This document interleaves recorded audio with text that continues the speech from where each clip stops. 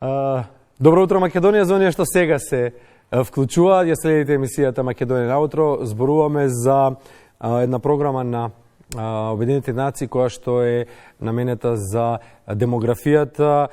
Гостинка ова утро во емисијата Македонија наутро е Джастин Колсон, директорката на UNFPA или UNFPA за Македонија, Фондот за население на Обединетите нации, Агенција на Обединетите нации која работи на трендовите на населението од 1969 година, а во нашата држава, во Македонија, од 2007. Добро утро, good morning. За Источна Европа, вклучително за Македонија, честопати се вели дека се соочува со демократска криза. Дали е ова точно? For Eastern Europe, for Macedonia, we often say that we are facing a demographic crisis. Is this correct?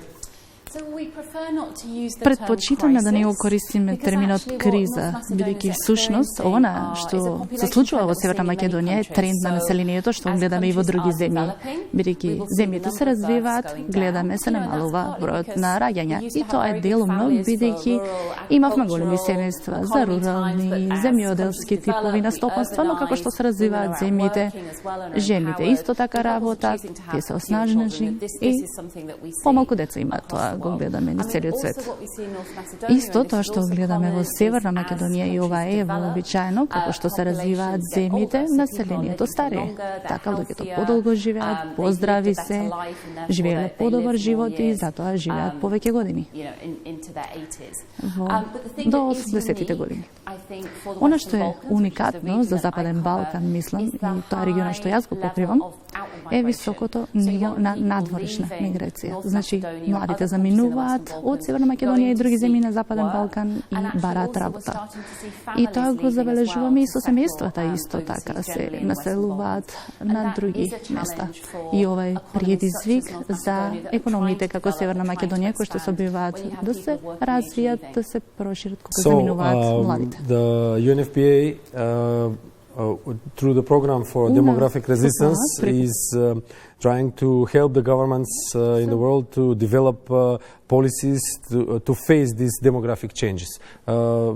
Фондот за население на Обединетите нации, УНФПА, преку програмата за демографската отпорност ги поддржува владите во светот да развиваат сеопатни политики, да се соочат со демографските промени. Што може и треба да биде подобро? What can and should be better?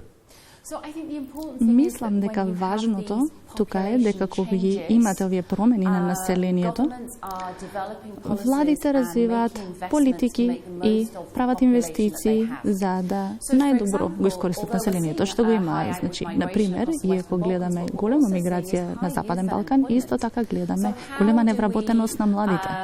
Затоа како економиите да постигнеме да растат за да има доволно работа. Значи има невработеност, меѓутоа недостаток на пазарот на трудот. И зошто има ваков јас? Дали е прашање на вештини, нешто поврзано со соодветна работа, искуство? Другата област на која што можеме повеќе да се фокусираме во регионот на Западен Балкан, вклучувајќи Северна Македонија, е кога жените се постари, можеби веќе имале деца, а не се на пазарот на трудот, би сакале да работат, меѓутоа често пати кога ќе го поднесат своето CV, откако веќе 10 години чувале деца, никој не ги сваќа сериозно и не може да се вратат во работната сила. Можеби треба да најдеме патеки за овие жени да развијат вештини кои што се соодветни на она што е потребно на пазарот на трудот денес. Значи, има различни политики што се возможни.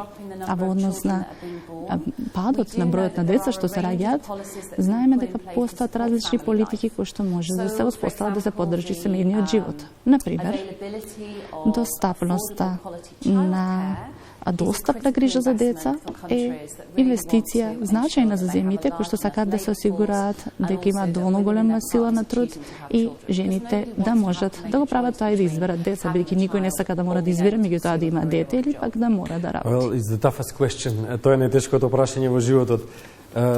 Силните жени влијаат врз демографската отпорност и како a strong woman is a must in today's society. How can they influence the demographic resistance, should we say? Мислам дека едно од најважните нешта за кои што зборуваме често е дека жените и нивните партнери одлучуваат да имаат помалку деца. Некогаш луѓето се обседнати со тоа да имаат повеќе деца. Тоа нема да функционира очигледно.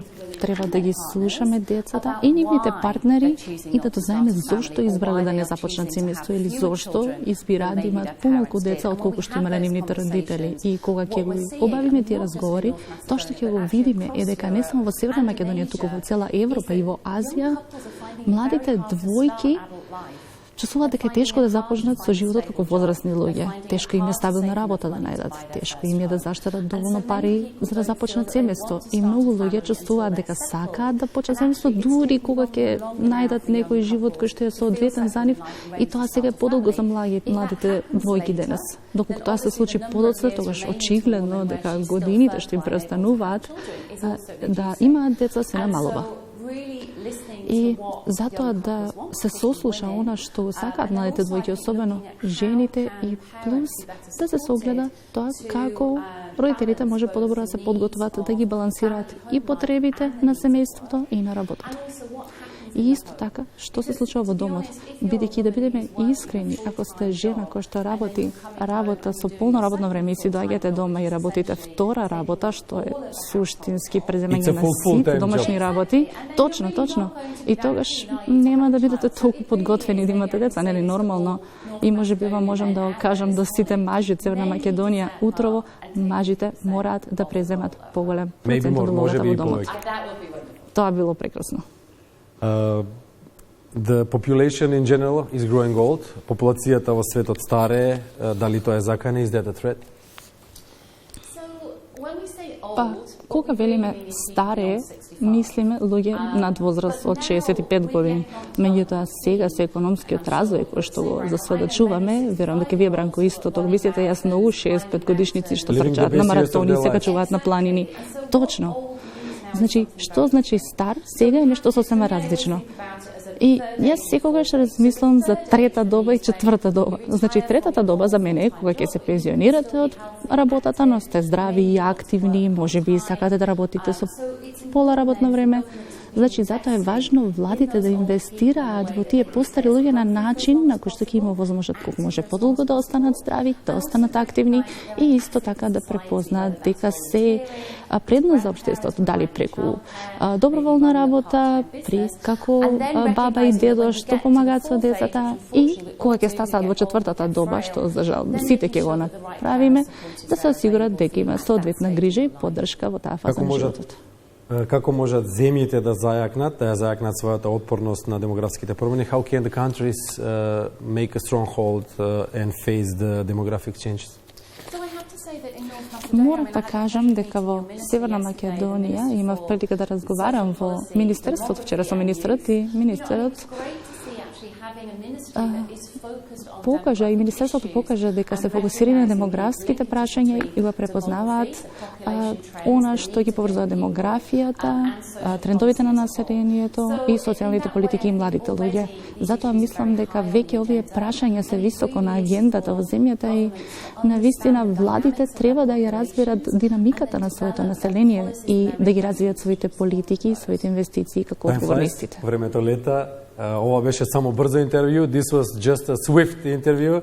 Ова е тема за која што ќе зборуваме и во иднина. This is a subject that we will talk in the future too. You are welcome in the studio of the Macedonian National Television. Добре дојдовте во студиото на Македонската телевизија. Thank you so much for having me with you this morning. Благодариме за учеството. Джастин Полсон беше тоа, директорката на УНФПА за Македонија.